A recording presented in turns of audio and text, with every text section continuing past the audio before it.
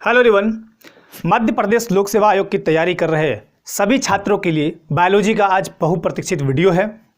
आप इसको अच्छे से देखेंगे, कॉपी कलम लेके बैठे ताकि आपको जहां लगे आप चीज़ों को नोट डाउन करते जाएं और बहुत ध्यानपूर्वक देखिएगा। मेरा यह प्रयास रहेगा कि मैं आपको यहीं से मतलब इस वीडियो के माध्यम से ही ज़्यादा से ज़्यादा चीज़ें आपके दिमाग में डाल दूँ, क्योंकि जब आप एग्ज़ाम में जाएंगे तो कॉपी पेन तो वहाँ लेके जाएंगे नहीं, आपका दिमाग ही वहाँ काम करेगा। ठीक है, तो चलिए स्टार्ट करते हैं। लेकिन उसके पहले मैं बता दूं, मैं आज़ाद जेपीएससी एकेडमी को देखता हूं और अगर झारखंड से जुड़े जो भी अभ्यर्थी यहां पे हैं वो मुझसे यहां जुड़ सकते हैं। तो झारखंड से जो भी संबंध रखते हैं या राज्य लोक सेवा आयोग, झारखंड राज्य लोक सेवा आयोग की तैयारी कर रहे हैं या झारखंड राज्य के किसी भी प्रतियोगी परीक्षा की तैयारी कर रहे हैं, तो वो आप इस चैनल पर जुड़ सकते हैं। मैं यहाँ हमेशा आपको मिलता हूँ, आज़ाद जेपीएससी एकेडमी। ठीक है, जेपीएससी एकेडमी। ठीक है, आप सभी भली भांति परिचित होंगे हमसे भी। मेरा नाम हुआ तरुण सर। ठीक है, चलिए तो स्टार्ट करते हैं। सबसे पहले आते हैं हम मानव का पाचन वाला भाग में। सबसे पहले मैं आपको थोड़ी थोड़ी चीज़ें दिखाते चलता हूं, कैसे मनुष्य जो है, मानव जो है, कैसे भोजन को पचाता है और क्या क्या क्रियाएं अंदर होती है। शरीर के जो पार्ट्स हैं वो कौन कौन इंपॉर्टेंट हैं, आपके परीक्षा के दृष्टिकोण से ये ध्यान में रख के बनाई गई है वीडियो। सबसे पहले हम आते हैं, देखिए भोजन से हमें क्या मिलता है। तो भोजन से हमें हमारे लिए क्या मिलते हैं, प्रोटीन मिलते हैं, कार्बोहाइड्रेट मिलते हैं, वसा मिलते हैं, खनिज लवण मिलते हैं, बहुत सारी चीज़ें मिलती हैं। भोजन जीवन के लिए बहुत आवश्यक है और हमारे बॉडी में लगभग 70% भाग क्या है, 70% जो है जल है। 70% क्या है, जल है। तो जल बहुत ज़्यादा हमारे लिए ज़रूरी है। ठीक है, तो सबसे पहले आते हैं, जब भोजन हम लेते हैं तो सबसे पहले कहाँ आएगा, मुंह में। तो पाचन क्रिया कहाँ से आरंभ होगी, भोजन जीवन जीने के लिए आवश्यक है। पाचन क्रिया मुख से ही आरंभ होती है, मुख से आरंभ होती है। मुख में क्या होता है, सबसे पहले आते हैं हम जीभ पे। सबसे पहले भोजन कहाँ जाता है, जीभ पे ही जाता है, जिसे बोलते हैं स्वाद आ रहा है। जीभ के 4 पार्ट, अब ये बहुत अच्छे से याद रखिएगा, क्वेश्चन यहाँ से भी बनाए जाते हैं। जीभ में 4 तरह के स्वाद आते हैं, ये पार्ट वाइज मैंने यहाँ डिवाइड किया है। पहला जो आगे वाला भाग है, मतलब जीभ के एकदम जस्ट यहाँ वाला आगे वाला भाग, वहां से आपका आएगा मीठा स्वाद, यानी मीठा स्वाद जीभ के अगले भाग से आता है, मीठा स्वाद। ये दोनों साइड में, ये और ये एक ही बात है। साल्टी यानी नमकीन, आपका जीभ में जैसे ही साइड में जाता है कोई भी चीज तो वहां नमकीन का एहसास आपको होता है। थोड़ा और अंदर जाए तो ये दोनों साइड क्या होगा, सोर यानी खट्टा। खट्टा आपको लगता है, जो खटाई खाते हैं तो यहां जाता है तब समझ में आता है आपको कि खट्टा लगा। और लास्ट में जो जाता है यहाँ पे अंदर में थोड़ा बिटर, मतलब कड़वा, इसको बोलते हैं हम तीता। जब मिर्ची खाते हैं तो तीखा या तीता लगता है। ठीक है, तो जीभ ये हो गया। उसके बाद जीभ से भोजन, अब जीभ में कब जाएगा, जब आप काटेंगे दांत से। तो दांत हमारे मानव शरीर में कितने हैं, 32 दांत, अधिकतम 32 दांत होते हैं। किसी के 28 भी हो सकते हैं, 30 भी और 32। तो ठीक है, 32 दांत। अब दांत 4 प्रकार के होते हैं, कौन कौन। तो पहला है कृंतक यानी इंसीजर, इसका काम है काटना, भोजन को काटना, ये आगे वाला कृंतक। आगे का दांत क्या कहलाता है, कृंतक यानी काटने वाला। दूसरा रदनक यानी केनाइन, केनाइन ये साइड वाला, केनाइन दांत जो होता है उसका काम है भोजन को फाड़ना, जिससे बम वगैरह काट के फेंकते हैं। साइड में एक होगा, एक इधर होगा। ठीक है ना, नीचे नीचे भी होगा।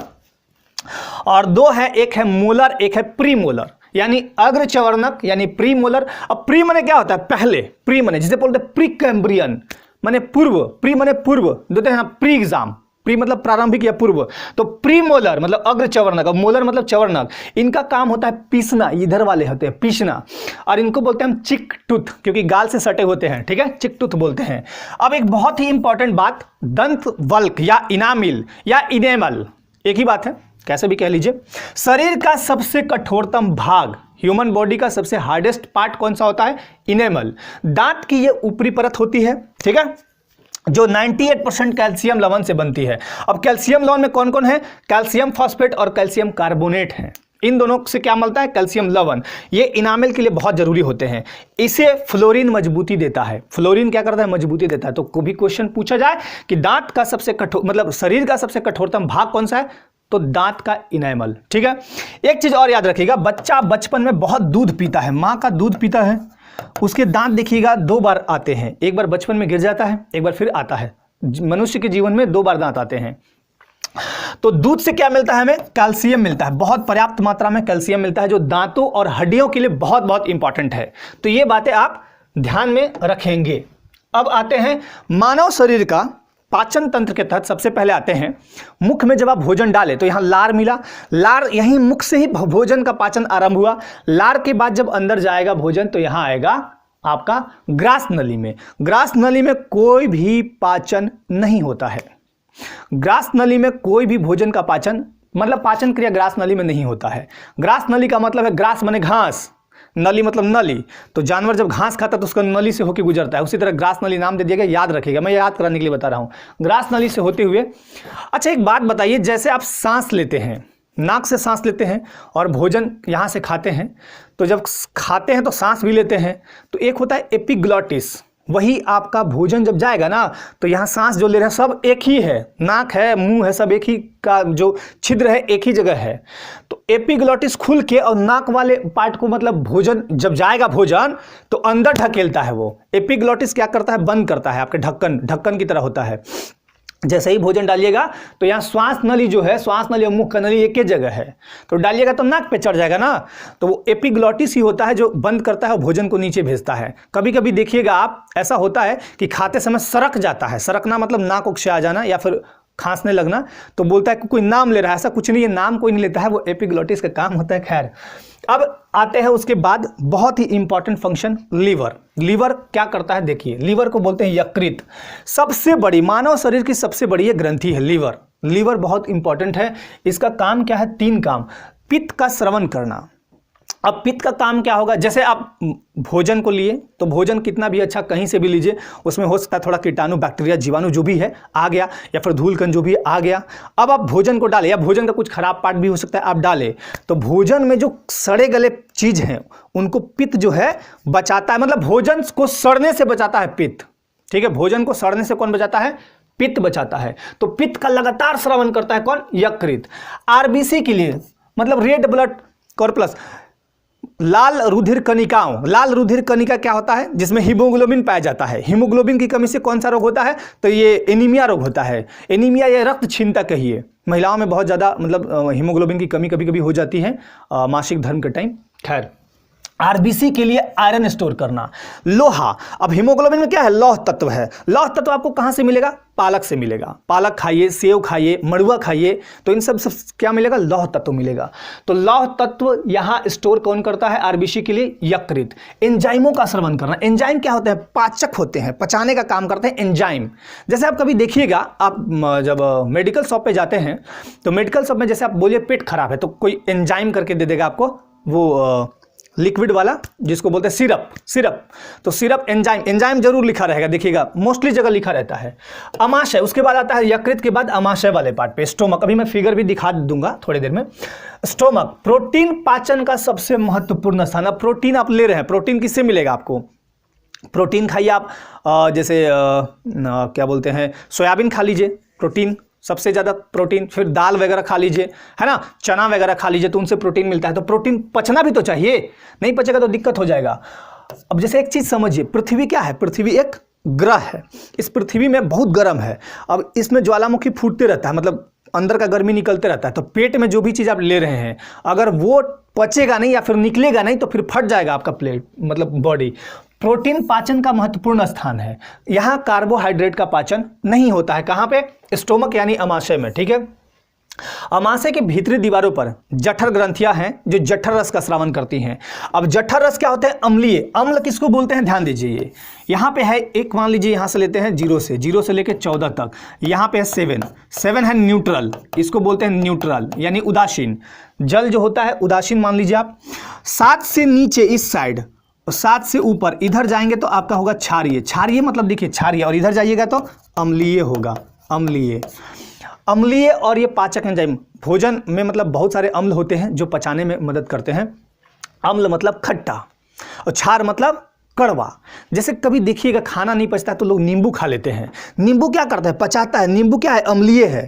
ठीक है, तो 7 जिसका पीएच मान 7 होगा वो न्यूट्रल यानी उदासीन होगा। 7 से नीचे इधर आएगा, पीछे इधर 4, 5, 6 ऐसे करके 0 1 2 ऐसे तो अम्लीय होगा, और 7 से ऊपर जाएगा तो क्षारीय होगा। ठीक है, तो यहाँ पे ये क्या करता है, जठर रस स्रावित करता है जो अम्लीय और पाचक एंजाइम देते हैं, जैसे पेप्सिन हो गया, रेनिन हो गया, हाइड्रोक्लोरिक अम्ल हो गया। ये सारे क्या है, पाचक एंजाइम है जो स्टोमक में यानी पेट में होते हैं, जो भोजन को पचाते हैं। कभी कभी आपका डाइजेशन खराब होता है तो इन्हीं सबको की परिपूर्ति के लिए दवाई दी जाती है मेडिकल स्टोर से, ये भी याद रखिएगा। अग्न्याशय यानी पैनक्रियाज। पैनक्रियाज क्या है, इसके अंतःस्रावी भाग से ग्लूकेगॉन और इंसुलिन स्रावित होता है। ग्लूकेगॉन हार्मोन है और इंसुलिन हार्मोन है। इंसुलिन की कमी अगर हो गई बॉडी में तो मधुमेह यानी डायबिटीज रोग होगा, जिसको क्षेत्रीय भाषा में चिनिया रोग भी कहते हैं, डायबिटीज या मधुमेह रोग। ठीक है, आरबीसी का कब्रगा स्प्लीन यानी प्लीहा को कहते हैं, क्योंकि यहां आरबीसी नष्ट हो जाते हैं। ठीक है, चलिए आगे बढ़ें। अच्छा, एक चीज और, यहाँ पे मस्तिष्क का भार, अब मानव मस्तिष्क का भार जो होता है वो 1400 ग्राम होता है, मतलब 3 पाउंड के आसपास। ये भी आप याद रखिएगा, मानव मस्तिष्क से संबंधित। ठीक है, चलिए आगे आते हैं। छोटी आंत। अब देखिए, इंटेस्टाइन जो होते हैं वो 2 पार्ट में बटे हैं, लार्ज इंटेस्टाइन और स्मॉल इंटेस्टाइन। तो छोटी आंत में भोजन लगभग संपूर्ण पाचन हो जाता है। बड़ी आंत का कोई जरूरत नहीं है, बड़ी आंत में केवल क्या है, भोजन कुछ देर तक मतलब जो है खराब पार्ट स्टोर हुआ, उसके बाद मल गुदा द्वारा निकल गया बाहर। ठीक है, भोजन का लगभग संपूर्ण पाचन नहीं होता है। भोजन आते ही इसमें 3 पाचक रस मिलते हैं। अब ये तीनों का काम अलग अलग होगा, जैसे पित्त रस, आंत्र रस और अग्न्याशय रस। पित्त रस यकृत द्वारा स्रावित होता है, मतलब लीवर द्वारा निकलते रहता है पित्त रस, जो कि मैंने बताया। और पित्ताशय यानी गॉल ब्लैडर में जमा होता है। पित्ताशय को हरा रंग का थैली होगा, वो गॉल ब्लैडर में जमा हो जाएगा, और जमा होने के बाद क्या करेगा, हर दिन मतलब 2 से 3 लीटर यहाँ पे स्रावित होता है। क्या, अरे सॉरी, पित्तरस जो है यकृत द्वारा स्रावित होगा और पित्ताशय में जमा होगा। ये काम क्या करेगा, वसा का पाचन। जितना भी तैलीय सेलीय चीज खाते हैं आप, वसा जो आपके बॉडी में है, जितना भी तैलीय चीज है, जैसे मूंगफली हो गया, सूर्यमुखी का तेल वगैरह हो गया, जो भी हो गया, तो वो वसा का पाचन कौन करेगा, तो ये पित्तरस करेगा। ठीक है, अगला है आंत्ररस यानी इंटेस्टाइनल जूस।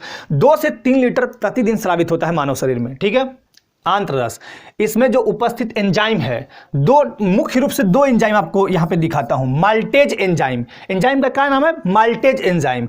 ये माल्टोज को ग्लूकोज में बदलता है, ग्लूकोज। ठीक है, ग्लूकोज से हमको क्या मिलती है, ऊर्जा मिलती है। सुक्रेज एंजाइम, सुक्रेज एंजाइम क्या करता है, सुक्रोज यानी चीनी को ग्लूकोज और फ्रक्टोज में बदलता है, ग्लूकोज और फ्रक्टोज में बदलता है। सुक्रोज को हम क्या बोलते हैं, सुक्रोज को C12H22O11। अब समझिए, सुक्रोज मतलब चीनी। रक्त में अगर शर्करा यानी सुक्रोज का मतलब लेवल अगर हाई हो गया, रक्त में सुक्रोज यानी चीनी का लेवल हाई हो गया, तब भी आपको डायबिटीज या मधुमेह होगा। एक चीज और याद रखिएगा, इंसुलिन हार्मोन की कमी से डायबिटीज होता है। दोनों बात याद रखिएगा, कभी कभी क्वेश्चन यहां से भी पूछ लिए जाते हैं। फ्रक्टोज की बात करें, अभी बीपीएससी एग्जाम में पूछा गया था क्वेश्चन, सबसे मीठी चीनी तो फल शर्करा या फ्रक्टोज, हिंदी में बोलिए फल शर्करा या उसको बोलिए फ्रक्टोज। ठीक है, याद रखिएगा। अग्न्याशय रस यानी पैनक्रियाटिक जूस, इसमें 98% जल होता है और 2% एंजाइम और लवण होते हैं। अब इन एंजाइम और लवण में क्या होते हैं, सोडियम बाइकार्बोनेट। एक बात और इंपॉर्टेंट याद रखिएगा, सोडियम बाइकार्बोनेट को हम बोलते हैं खाने वाला सोडा, सोडियम बाइकार्बोनेट। ठीक है, धावन सोडा को बोलते हैं सोडियम कार्बोनेट, और यहां पे इसको क्या बोलेंगे, सोडियम बाइकार्बोनेट। ये कौन सा है, खाने वाला। मीठा सोडा आप यूज करते हैं ना, समझिए वही है NaHCO3, इसका फॉर्मूला है NaHCO3, ये भी याद रखिएगा। अब अग्न्याशय रस को बोलते हैं पूर्ण पाचक रस, है ना, पूर्ण पाचक रस। वसा, प्रोटीन, कार्बोहाइड्रेट सबको पचा लेता है ये। इसमें बोलता है अग्न्याशय रस की हमारे पास बहुत क्षमता है। अग्न्याशय रस क्या बोलता है, बहुत क्षमता है। देखिए ऐसे भी याद रखिएगा आप, भोजन आते ही छोटी आंत में 3 प्रकार के पाचक रस मिलते हैं। पित्त रस 2 अक्षर का पित्त, आंत्र 2 अक्षर का, बड़ा अक्षर का, बोला बड़ा काम है मेरा, सबको पचा लिया। तो ये वसा, प्रोटीन, कार्बोहाइड्रेट सबका पाचन करता है। इसमें जो एंजाइम होते हैं वो मूलतः लाइपेज, ट्रिप्सिन, एमाइलेज और भी होते हैं। तो यहाँ पे लगभग भोजन का पाचन हो जाता है। उसके बाद भोजन बड़ी आंत में जाती है, छोटी आंत से बड़ी आंत में जाती है। बड़ी आंत में कोई काम नहीं है, बड़ी आंत में बस वही है कि भोजन के जो खराब पार्ट है वो गए, उसके बाद मल गुदा द्वारा बाहर निकल गए। तो ये था आपका। अभी मैं आपको एक फोटो दिखा देता हूँ ताकि चीज़ें मैं वहाँ से और भी क्लियर कर दूँ आपका। देखिए ये है आपका लार ग्रंथि, भोजन जैसे ही मुंह में गया लार मिला, पाचन यहीं से स्टार्ट हुआ, उसके बाद ये आहार नली यहाँ से आपका आया अंदर, उसके बाद देखिए यहाँ यकृत है, जिगर, जिगर मतलब नहीं बोलते, जिगर का टुकड़ा है, यकृत लीवर यही है। उसके बाद आपका है यहाँ पे लीवर से स्रावित होता है, हरा रंग का दिख रहा होगा आपको, गॉल ब्लैडर, थोड़ा मैं जूम कर दूँ इसको, हालांकि फिगर दिखे, ये है आपका हरा रंग का पित्त का थैली, पित्ताशय। इसके बाद ये है स्टोमक यानी अमाशय, स्टोमक, ठीक है, यहाँ भी काफ़ी इंपॉर्टेंट रोल होते हैं भोजन को पचाने में। उसके बाद अग्न्याशय, और उसके बाद छोटी आंत और बड़ी आंत, फिर आपके बाद मलाशय से बाहर भोजन निकल जाता है। ये आप याद रखिएगा, इंग्लिश में देखना है तो ये है आपका जीभ है, ये देखिए इपिग्लोटस यही है, यही बंद करता था जो मैं बताया था। स्टोमक हो गया, लीवर हो गया, पैनक्रियाज हो गया, गॉल ब्लैडर हो गया, है ना, और फिर लार्ज इंटेस्टाइन, और ये सारा कुछ हो गया। फिर आपका एनस हो गया, सारा कुछ इसमें आपका दिखा दिया मैंने। चलिए अब आते हैं मूल बिंदु पे।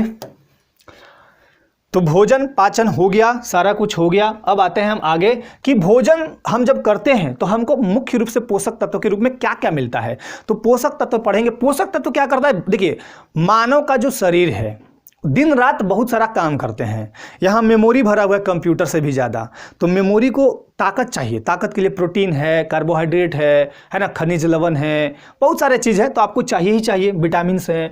तो भोजन के मुख्य पोषक तत्व, अब मुख्य पोषक तत्व में आपके बहुत सारे चीज़, जैसे वसा क्या करता है, बॉडी को ऊर्जा देता है। वसा और कार्बोहाइड्रेट दोनों बॉडी को क्या देते हैं, ऊर्जा देते हैं। जैसे सरसों, मूंगफली, सूरजमुखी ये सब खाइएगा तो आपके बॉडी को ऊर्जा मिलती है। कार्बोहाइड्रेट बॉडी को ऊर्जा देते हैं, और ये कहाँ से मिलता है, शकरकंद खाइए, पपीता खाइए, उसके बाद गन्ना खाइए, आलू खाइए, गन्ना सबसे ज़्यादा यूपी में होता है ना। खैर, उसके बाद आते हैं हम विटामिन और खनिज लवण। इनका काम क्या है, विटामिन जो लेते हैं A, B, C, D लेते हैं ना विटामिन, तो विटामिन लेते हैं जो हम खाने पीने से भी विटामिन मिलते हैं हमें, और अगर जरूरत पड़ी तो उसकी गोली भी आप लेते हैं। इसका काम है स्वस्थ रखना और रोगों से लड़ने में सहायता करना। विटामिन और खनिज लवण जो है, हमारे बॉडी में बहुत सारे खनिज लवण हैं, तो उनसे क्या मिलता है, हमारे कैल्शियम है, मैग्नीशियम है, फास्फोरस है, सारे हैं ना, खनिज लवण बहुत सारे हैं, लौह तत्व हैं। तो इनसे क्या मिलता है, हमको स्वस्थ रखता है बॉडी को, अब रोगों से लड़ने में मदद करता है। आपके बॉडी में ब्लड है ही नहीं, लौह तत्वों की कमी मतलब ब्लड की कमी, कहाँ से लड़िएगा, है ना। फिर आता है आगे प्रोटीन। अब प्रोटीन का काम क्या है, प्रोटीन देखिए टूटे फूटे अंग की मरम्मत करता है, मतलब हाथ पे टूटेगा तो प्रोटीन काम नहीं करेगा, अंदर बॉडी के अंदर भी तो टूट फूट होगा, तो बॉडी के अंदर जब टूट फूट होगा तो उसकी मरम्मत कौन करेगा, प्रोटीन। अब एक क्वेश्चन बहुत बढ़िया पूछा गया था, प्यारा क्वेश्चन, फलियां यानी लेग्यूम्स में प्रचुर मात्रा में प्रोटीन होती है, तो कभी पूछ दिया जाए कि प्रोटीन प्रचुर मात्रा में, सर्वोत्तम स्रोत नहीं, प्रोटीन प्रचुर मात्रा में, तो बोलिएगा फलियां यानी लेग्यूम्स से मिलती है हमें, ठीक है। सर्वोत्तम स्रोत सोयाबीन, ठीक है, सोयाबीन सबसे ज़्यादा कहाँ होता है, आप ही के स्टेट में मध्य प्रदेश, और मध्य प्रदेश के लोग सोयाबीन खा के बहुत तेज हो रखे हैं। खैर, तो ये याद रखिएगा। अब है खनिज लवण के जो स्रोत हैं, जैसे हमको क्या क्या मिलता है खनिज लवण के रूप में, वो देखिए।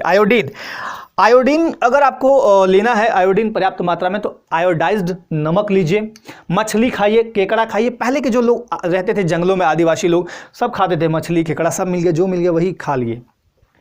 अधिक नमक का अगर सेवन करते हैं आप, तो क्या होगा, हाइपरटेंशन यानी उच्च रक्तचाप, अभी मैं आपको दिखाता हूं। और कमी से क्या होगा, घेंगा को बोलते हैं ग्वाइटर, ये गलवा में नहीं निकल जाता है, गला में निकल जाता है बड़ा सा लटका हुआ, तो वो होता है ग्वाइटर रोग। कमी से क्या होगा, घेंगा रोग। और ज्यादा खा लीजिएगा तो क्या होगा, गुस्सा बहुत जल्दी आएगा, हाई ब्लड प्रेशर जिसको बोलते हैं, हाइपरटेंशन बोलिए या उच्च रक्तचाप।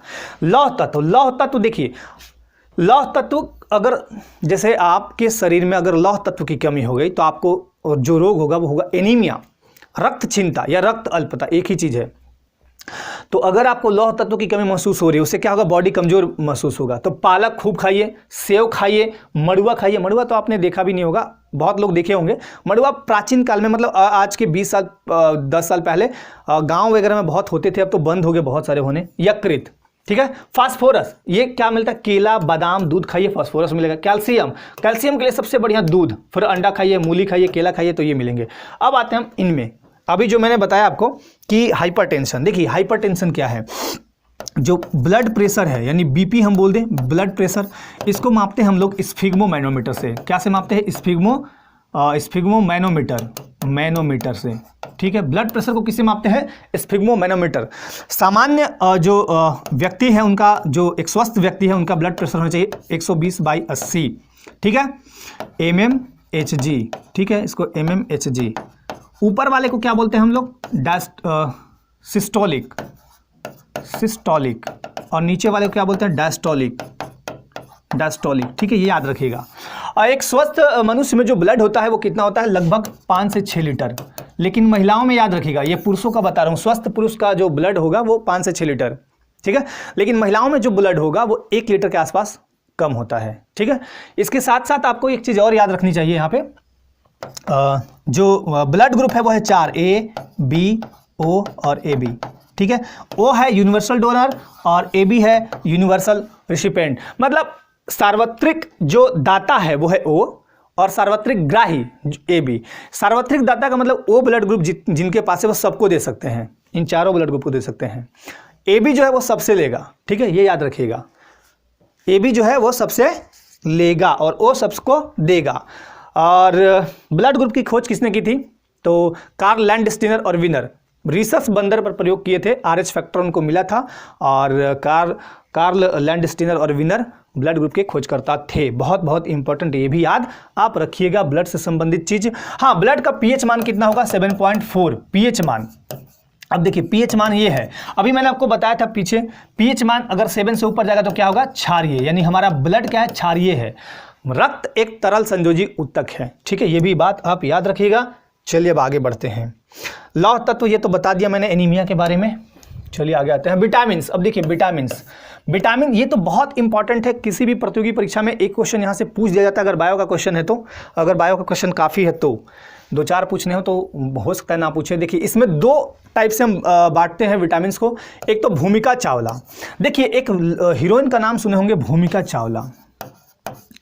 भूमिका चावला, तो भूमिका चावला मतलब बी से भूमिका, सी से चावला।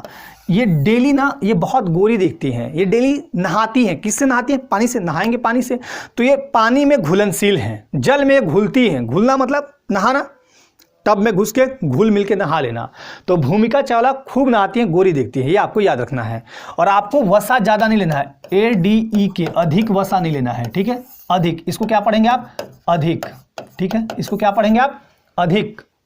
ठीक है, देखिए बहुत ज़्यादा अगर आपके बॉडी में सारे जो पोषक तत्व बहुत ज़्यादा अगर हो गए तो मोटापा आपको हो जाएगा। मोटापा सारे बीमारियों की जड़ है, मोटापा नहीं होना चाहिए। अगर मोटापे का शिकार आप भी हैं तो डेली प्रैक्टिस कीजिए, मोटापा कम कीजिए, मोटापा बहुत खतरनाक है। तो अधिक, ADE के जो है अधिक हमको वसा नहीं खाना है, ये वसा में घुलनशील है। ADE के, विटामिन ADE के वसा में घुलनशील है, इसलिए अधिक वसा नहीं खाना चाहिए, याद रखिएगा। और भूमिका चावला डेली नहाती है पानी से। तो B और C जो है वो जल में घुलनशील है और ADE के वसा में घुलनशील है। अब यहाँ पे मैंने लिखा है विटामिन, रासायनिक नाम, अभाव से रोग और स्रोत। तो आप स्क्रीनशॉट फटाफट लीजिए और मैं फटाफट बताते चलता हूँ। चलिए, एक का रासायनिक नाम है रेटिनॉल। इसके कमी से रतौंधी रोग होगा, मतलब आँख की प्रॉब्लम होगी। ठीक, आँख की प्रॉब्लम अगर आपको हो रही है या थोड़ी बहुत दिक्कत है तो सबसे ज़्यादा गाजर खाइए, गाजर, फिर दूध और मक्खन, यह है स्रोत। विटामिन B1, विटामिन B के कई रूप है, B1, B2, B5, B12 ऐसे करके। इसका नाम है थायमिन, इसके कमी से बेरी रोग होता है।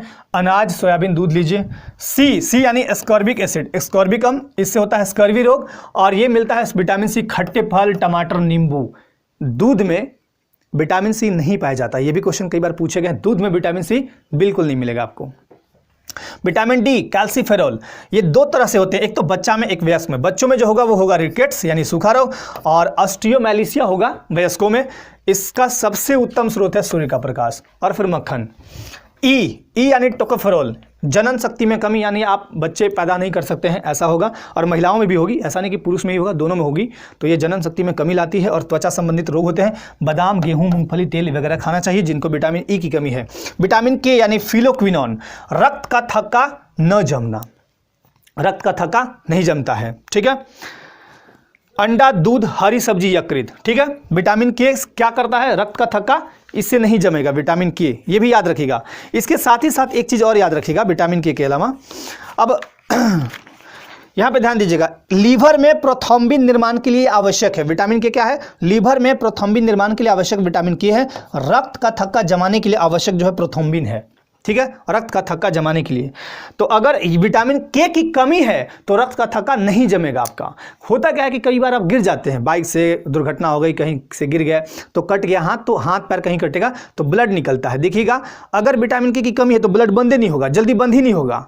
तो क्या करता है, विटामिन के अगर आप में है तो जैसे ही ऐसे दबाइएगा ब्लड बंद हो जाएगा, कुछ देर बाद छोड़िए ब्लड बंद हो जाएगा। जैसे इंजेक्शन लेते हैं तो कुछ देर बाद ऐसे रुई पकड़ते हैं ना, कुछ देर बाद छोड़ दीजिए अपने आप खत्म हो जाएगा। लेकिन विटामिन के की अगर कमी रहेगी तो निकलते रहेगा, तो फिर आपका बहुत दिक्कत हो जाएगा। तो ये चीज़ याद रखेंगे। चलिए रोग, अब रोग में देखिए विटामिन, अब जो भी खनिज पदार्थ है जो भी हम लेते हैं भोजन, कुछ ना कुछ कमी होगा तो रोग होगा। अब रोग से कैसे बचे, पहला सूखा रोग है जिसको बोलते हैं मरासमस, कम भोजन मिलना। देखिएगा बहुत सारे गरीब बच्चों को देखिएगा कम भोजन मिलता है, भोजन में क्या प्रोटीन और कार्बोहाइड्रेट कमी मिलेगा, हाथ पर एकदम लकड़ी हो जाएगा, मतलब एकदम सूखा हो जाएंगे, सूखा रोग। क्वाशियोरकर क्या होता है, भोजन में प्रोटीन की कमी से पेट फूल जाएगा, पेट फूल के तुमड़ा हो जाएगा, मतलब घड़ा जैसा हो जाएगा, हाथ पर एकदम नॉर्मल रहेगा तो लगेगा कि प्रेग्नेंट है ऐसा लगेगा। एनीमिया या रक्तहीनता मैंने बताया लौह तत्वों की कमी सी होती है ना, तो ये भी याद रखिएगा। जीवाणु जनित रोग, ये बहुत पूछा जाता है, यानी बैक्टीरिया। अब बैक्टीरिया से होने वाले रोग कौन है, टिटनस, टाइफाइड, टीबी, टीबी को बोलते हैं क्षय रोग, है ना, हैजा, डिप्थीरिया, प्लेग और निमोनिया, ये हो गए। उसके अलावा वायरस से होने वाले रोग कौन कौन से, कोरोना सबसे इंपॉर्टेंट, कोरोना, उधर कोविड-19 2019 में चाइना से जो वायरस निकल के आ रहा था तो उसके वजह से, रेबीज, रेबीज को बोलते हैं हाइड्रोफोबिया, कुत्ता काट देगा रेबीज हो जाएगा, खसरा, छोटी माता, पोलियो, एड्स, डेंगू, चेचक, हेपेटाइटिस। अब एड्स के बारे में भी आगे पढ़ेंगे। प्रोटोजोआ, प्रोटोजोआ से होने वाले रोग कौन कौन है, मलेरिया, जितने भी रिया हैं, रिया वाले, लगभग रिया वाले यहाँ होंगे, देखिए रिया यहाँ भी है लेकिन रिया वाले मलेरिया, पायरिया, कालाजार, निद्रा रोग, पेचिस, ठीक है, तो ये आप याद रखेंगे रोग। अब आते हैं एड्स। एड्स का फुल फॉर्म क्या है, एक्वायर्ड इम्यूनो डिफिशियंसी सिंड्रोम। अब इसका कारण क्या है, तो एचआईवी वायरस, एचआईवी का फुल फॉर्म क्या है, ह्यूमन इम्यूनो डिफिशियंसी वायरस, तो ये इसके वजह से होता है, वायरस है। जांच कैसे होता है, ELISA test, enzyme linked immunosorbent acid, ठीक है। ये करता क्या है, रोगी की रोग प्रतिरोधक क्षमता यानी डब्ल्यूबीसी के दो पार्ट हैं, एक बी लिम्फोसाइट, एक टी लिम्फोसाइट, तो टी लिम्फोसाइट पर प्रहार करता है। और यही नहीं, जब किसी को एड्स होगा तो उसमें क्या होगा, घाव भरने की क्षमता कम होगी, क्योंकि आपको रोगों से लड़ने की क्षमता आप में कम हो गई, तो घाव कोई भी होगा तो वो जल्दी नहीं भरेगा। विश्व एड्स दिवस कब मनाते हैं, तो 1 दिसंबर को, प्रतिवर्ष, याद रखेंगे। चलिए आगे बढ़ें। अब देखिए पादप हार्मोन्स, अब पौधे में क्या है, हार्मोन्स पाए जाते हैं। हार्मोन्स क्या करते हैं, हार्मोन्स कुछ ना कुछ आपको करते रहेगा बॉडी के अंदर। जैसे हमारे यहाँ भी, हमारे मानव शरीर में बहुत सारे हार्मोन्स निकलते हैं, जैसे मूछें निकल आना, तो हार्मोन्स की वजह से ही सब होता है, चेंजिंग होना। तो पादप यानी प्लांट्स हार्मोन 2 टाइप के होते हैं, एक तो पौधे की वृद्धि दर बढ़ाने वाले और एक पौधे की वृद्धि दर को घटाने वाले। तो बढ़ाने वाले कौन कौन है, ऑक्सिन, साइटोकाइनिन, जिब्रेलिन्स। और कम करने वाले कौन है, तो एथिलीन है, एब्सिसिक अम्ल है, ये 2 हैं मुख्य रूप से। ऑक्सिन ये सबसे इंपॉर्टेंट हार्मोन है, पादप हार्मोन में सबसे इंपॉर्टेंट है। क्यों, क्योंकि ये पौधे के ऊपरी सिरे पर बनता है और कोशिकाओं की वृद्धि को नियंत्रित करता है। कोशिका यानी सेल, सेल की खोज किसने की थी, तो 1665 ईस्वी में रॉबर्ट हुक ने सेल की खोज की थी, ठीक है। और सेल में कोशिका के केंद्रक की खोज किसने की थी, कोशिका में मतलब सेल में केंद्रक, सेंटर की खोज किसने की थी, तो 1831 में रॉबर्ट ब्राउन ने की थी। और सबसे पहले जीवित कोशिका की खोज किसने की थी, तो ल्यूवेनहॉक ने। ये भी पॉइंट आप याद रखिएगा। सेल के अध्ययन को क्या कहते हैं, साइटोलॉजी, ठीक है, यानी कोशिका विज्ञान, ये भी याद रखिएगा आप। सबसे इंपॉर्टेंट होता है क्योंकि कोशिकाओं की वृद्धि को नियंत्रित करता है। कोशिका की वृद्धि को, अब आप बढ़ रहे हैं बढ़ते जा रहे हैं, तो कंट्रोल करके रखेगा, नहीं अभी इतना बढ़ो ऐसा करेगा। पौधों के फलों और पत्तियों को शुरुआती अवस्था में गिरने से बचाती है। पौधों और फल, जैसे केला का फल देखिएगा, केला का पत्ती देखिए, केला का फल देखिए, फल लगने से पहले लगता है ना आपका फूल, तो गिरने से बचाएगा, गिर जाएगा तो उसमें लगेगा ही नहीं, है ना। तो ये सारा काम है इसका बहुत इंपॉर्टेंट। अधिक मात्रा में अगर ऑक्सीजन होगा तो तना का वृद्धि होगा, और कम मात्रा में होगा तो जड़ का वृद्धि होगा। अब ऑक्सीजन क्या करता है, कायिक जनन। कायिक जनन क्या है, जैसे गुलाब है, गुलाब का जैसे मान लीजिए गुलाब का ये है, ये इसको काट दिए, यहाँ से कलम करके लगा दिए दूसरे का, तो लग जाएगा। तो गुलाब के कलम से नया पौधा तैयार करने में इंपॉर्टेंट भूमिका, मतलब कायिक जनन उसी को बोलते हैं, एक पौधे से दूसरे पौधे को काट के ऐसा लगाना, जड़ से नहीं ऊपर से, ठीक है। दूसरा है साइटोकाइनिन, कोशिका विभाजन की दर को ये बढ़ाता है, कोशिका विभाजन की दर को एकदम बढ़ा देगा कि बढ़ते रहो। और पौधों के अंग निर्माण को नियंत्रित करता है, पौधे का अंग निर्माण होगा वैसे वैसे इसको कंट्रोल करता है। अगला है जिब्रेलिन्स, तीसरा, पौधे के ऊपरी सिरे और भ्रूण में बनता है, ठीक है। ऊपरी सिरे और भ्रूण में बनता है। पौधे की लंबाई में वृद्धि करेगा, लेकिन वृद्धावस्था यानी जरावस्था को कंट्रोल करके रखता है, मतलब कंट्रोल, जल्दी बूढ़ा नहीं होने देगा पेड़ को। अब जो है दूसरा नंबर वृद्धि दर कम करने वाले एथिलीन। एथिलीन कच्चे फलों को पकाता है, बहुत इंपॉर्टेंट पूछता है क्वेश्चन कि कच्चे फलों को कौन पकाता है, तो एथिलीन बोलिएगा। अब सिसिक अम्ल का काम क्या है, कोशिका विभाजन, सेल का जो विभाजन होता है उसको रोकता है, इसलिए इसे वृद्धि निरोधक हार्मोन भी कहते हैं। वृद्धि निरोधक हार्मोन किसे कहते हैं, तो आप सिसिक अम्ल को कहते हैं, ये याद रखिएगा। आगे आते हैं, ये देखिए आपका पादप का अंग, मतलब जो प्लांट है उसके पार्ट्स कौन कौन है, पार्ट्स। जड़, पहला जड़ लेते हैं, मूसला या मुख्य जड़। जड़ का रूपांतरण हम करते हैं, है ना, मॉडिफिकेशन ऑफ रूट। 4 प्रकार के जड़ हैं, ठीक है, या मूसला। अब चारों प्रकार का मैंने खुद बनाया है, अगर कोई इसमें थोड़ा बहुत इधर उधर हो तो आप संभाल लीजिएगा चीज़ों को। पहला है शंक्वाकार, शंकु जैसा, जिसको बोलते हैं कोनिकल, ये गाजर होगा। कभी पूछ दिया कि बताइए गाजर क्या है, तो जड़ बोलिएगा, ठीक, जड़। मूली जड़ है, शकरकंद जड़ है, शलजम जड़ है, ये सब जड़ हैं। तना मत बोल दीजिएगा, जड़ है। अभी मैं दिखाऊंगा, तना भी दिखाऊंगा। तो शंक्वाकार रूप में होंगे कोनिकल, ये गाजर। तर्क रूप का मतलब जानते हैं, थोड़ा थोड़ा डिस्को का डांस इस तरह से किया रहेगा, इस तरह से, लेकिन उसमें गांठ नहीं रहेगा। मूली को देखिएगा थोड़ा थोड़ा इस तरह से, एकदम पूरा प्योर नहीं होता है। प्योर मतलब ऐसा गोला नहीं होगा, एकदम प्योर नहीं होता है, थोड़ा सा जरूर रहेगा। तर्क रूप, फ्यूजिफॉर्म यानी मूली। और तीसरा है गांठदार, जैसे देखिएगा आप शकरकंद को इस तरह से गांठ बंधा हुआ है गोला गोला घूम के, तो ये ट्यूबरस शकरकंद। और ये है आपका लास्ट में कुंभी रूप, नेपिफॉर्म यानी सलजम। बीट खाया है ना, बीट को देखिए उसी टाइप का। तना यानी स्टीम। अब देखिए तना पौधे का सबसे दृढ़ भाग होता है, तना या इसको बोलते हैं स्तंभ। तना पौधे का सबसे दृढ़ भाग मतलब मजबूत भाग होता है। इसका काम क्या है, तो शाखाओं को फैलाना, और दूसरा काम है फूल फल पत्ती को संभाल कर रखना, तना का काम है, ठीक है। जल का संवहन जाइलम करता है, तने मतलब जल का संवहन पौधों में कौन करता है, तो जाइलम। और फल का कौन करता है, फ्लोएम। याद रखने का तरीका, ज से जल तो ज से जाइलम, और फ से फल तो फ से फ्लोएम, ये याद रखिएगा। अब एक बहुत इंपॉर्टेंट चीज यहाँ पे लिखा हुआ है, देखिए ये क्या है, तना में कहीं कहीं दिखेगा गांठ, जैसे बांस, देखिए बांस में गांठ होता है, तो तने में गांठ, ये जो गांठ है ऐसा वाला पड़ा हुआ, ये गांठ को पर्व संधि यानी नोड कहते हैं। क्या कहते हैं, नोड कहते हैं। और जहां पे ये 2 पर्व संधि के बीच का जो स्थान होगा, जैसे एक पर्व संधि ये है नोड और एक नोड ये, इसके बीच के जो पार्ट है उसको बोलेंगे हम इंटरनोड यानी पर्व बोलते हैं, हिंदी में क्या बोलते हैं, पर्व। इंटरनोड, निकटतम 2 पर्व संधि के बीच का स्थान क्या कहलाता है, इंटरनोड। जैसे दूब हो गया, घास हो गया, गन्ना हो गया, मकई हो गया, बांस हो गया, ठीक है। तो ये तने का रूप है, आप याद रखिएगा इसको, मतलब ये याद रखेंगे। चलिए आगे चलते हैं। अंडरग्राउंड स्टीम यानी भूमिगत तना, अंडरग्राउंड मतलब भूमि के नीचे जो तना है। हल्दी, अदरक, प्याज और भी बहुत सारे हैं, चलिए दिखाते हैं। तने का रूपांतरण किए हैं।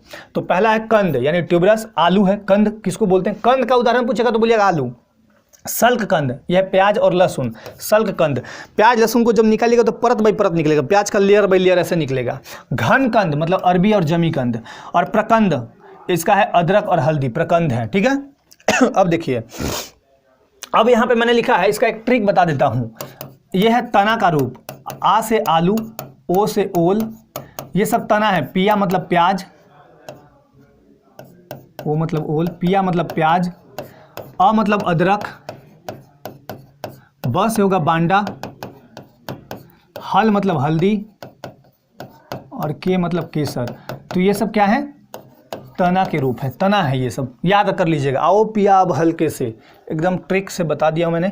पुष्प के 2 आपके पार्ट याद रखने हैं। जनन अंग बहुत इंपॉर्टेंट, पुमंग है नर का जनन अंग और जायांग है मादा का जनन अंग, ठीक है। पुष्प में याद रखिएगा। फल, अब फ्रूट्स में आते हैं। 2 तरह के फ्रूट्स होते हैं, एक कूट मतलब असत्य फल यानी फॉल्स फ्रूट, और सत्य या वास्तविक यानी ट्रू फ्रूट्स। तो असत्य फल किसे बोलते हैं, जो फल पुष्पासन में बनेगा। पुष्पासन में जो फल बनता है जैसे सेब और काजू। और अंडाशय से निर्मित होने वाले फल कौन है, जामुन और आम। इनको क्या बोलेंगे हम, सत्य या वास्तविक फल बोलते हैं, याद रखिएगा। अब आते हैं फोटोसिंथेसिस। फोटोसिंथेसिस मतलब प्रकाश संश्लेषण। प्रकाश संश्लेषण आपको दिखाता हूं मैं एक फिगर, पहले वो देख लें, प्रकाश संश्लेषण, उसके बाद हम आगे बढ़ेंगे। यह फोटोसिंथेसिस का फॉर्म मतलब फोटो। तो यहाँ पे देखिए एक पौधा है, इसमें पर्णहरित यानी क्लोरोफिल पाया जाएगा। क्लोरोफिल हरे पत्तियों में पाया जाता है। तो क्लोरोफिल के कारण ही मतलब जो होते हैं हरे होते हैं पौधे या कोई भी चीज़ हरा होने के लिए क्लोरोफिल होना चाहिए। अब देखिए क्या है, पूरा वायुमंडल में क्या है, सब गैस है, नाइट्रोजन है, ऑक्सीजन है, कार्बन डाइऑक्साइड है। तो पौधे क्या लेते हैं, कार्बन डाइऑक्साइड। कार्बन डाइऑक्साइड की मात्रा पूरे वायुमंडल में कितनी है, 0.03%। तो वो कार्बन डाइऑक्साइड लेते हैं, सूर्य का प्रकाश लिए, और पौधों में जो पर्णहरित है क्लोरोफिल वो अपना भोजन बनाते हैं। यहाँ पे जड़ से क्या लिए, वाटर और खनिज लवण। वाटर और खनिज लवण लेके पौधों पत्ती तक पहुंचाए, और पत्ती से क्या मिला, सूर्य का लाल प्रकाश। लाल प्रकाश प्रकाश संश्लेषण के लिए सबसे ज़्यादा उत्तरदायी, याद रखिएगा। तो ये मिला कार्बन डाइऑक्साइड, और जब ये बन जाएंगे तो मंड बनाते हैं। मंड मतलब अपना भोजन, ठीक है, ग्लूकोज के रूप में। इसके बाद फिर O2 मुक्त कर देते हैं, देखिए ऑक्सीजन मुक्त करते हैं, वही है प्रकाश संश्लेषण। प्रकाश संश्लेषण की क्रिया अगर नहीं होगा तो हम लोग मर जाएंगे, ऑक्सीजन मिलेगा ही नहीं। ये बात आप याद रखिएगा। अब आते हैं पॉइंट पे, देखिए प्रकाश संश्लेषण एक जैव रासायनिक अभिक्रिया है ना। सर्वाधिक प्रभावकारी रंग कौन सा है, लाल। पौधे सूर्य के प्रकाश की उपस्थिति में जड़ों द्वारा भूमि से क्या लेते हैं, जल और खनिज लवण अवशोषित करते हैं। वायुमंडल से क्या लेते हैं, CO2 लेते हैं। अब पत्तियों में मौजूद हरे रंग का पदार्थ जो होता है पर्णहरित यानी क्लोरोफिल, उसी की उपस्थिति में मंड या भोजन बनाते हैं, और वायुमंडल में क्या छोड़ते हैं, वायुमंडल में O2 गैस मतलब ऑक्सीजन। यही है प्रकाश संश्लेषण। इनका अंतिम उत्पाद ग्लूकोज, जो कि शीघ्र ही मंड में कन्वर्ट हो जाता है। मंड मतलब भोजन में, ठीक है। प्रकाश संश्लेषण में जो फ्री एनर्जी होती है यानी प्राप्य ऊर्जा, वो स्थितिज ऊर्जा में कन्वर्ट हो जाती है। किस में हो जाती है, स्थितिज ऊर्जा में। इसका फॉर्मूला मैंने यहाँ बना दिया है, 6CO2 यानी ये कार्बन डाइऑक्साइड है, 6H2O यानी जल है, और यहाँ सूर्य का प्रकाश आएगा, और क्लोरोफिल पे पड़ेगा, है ना, हरे पत्तियों पे, और ये बनाएंगे। इसके बाद जो फलस्वरूप जो बनेगा C6H12O6 यानी शर्करा, और बनेगा 6O2 यानी ऑक्सीजन। ये चीज़ बनेगा यहाँ पे, ये ध्यान रखिएगा, ठीक है। तो ये था आपका बायोलॉजी का एक पार्ट, और इसके बाद में और पार्ट लेके आऊँगा। तो आप इस वीडियो को देखिए, अच्छे से देखिएगा, ध्यानपूर्वक देखिएगा, लाभान्वित होइएगा। और आपके कमेंट मतलब आपके जो सुझाव हैं सादर आमंत्रित हैं। आपको जहाँ जो क्वेश्चन पूछना हो कमेंट के माध्यम से पूछिएगा, मैं खुद आपके कमेंट का जवाब दूंगा। तो आप जो राज्य लोक सेवा आयोग मतलब मध्य प्रदेश राज्य लोक सेवा आयोग की जो तैयारी कर रहे हैं, करते रहें, और अपनी तैयारी को और मजबूती दें, और तैयारी को विस्तार दें, अच्छे से पढ़ें। यहाँ आज़ाद टीम पूरी आपकी लग के आपके ऊपर दिन रात मेहनत कर रही हैं। तो इस चीज़ से आप लाभान्वित हों, और फिर आप अपने एग्ज़ाम को क्रैक करें। हम सभी आशा करेंगे कि आप अपने एग्ज़ाम को क्रैक करें। तो आप अपनी लाइफ में स्वस्थ रहें, मस्त रहें, व्यस्त रहें। चलिए आज के लिए धन्यवाद।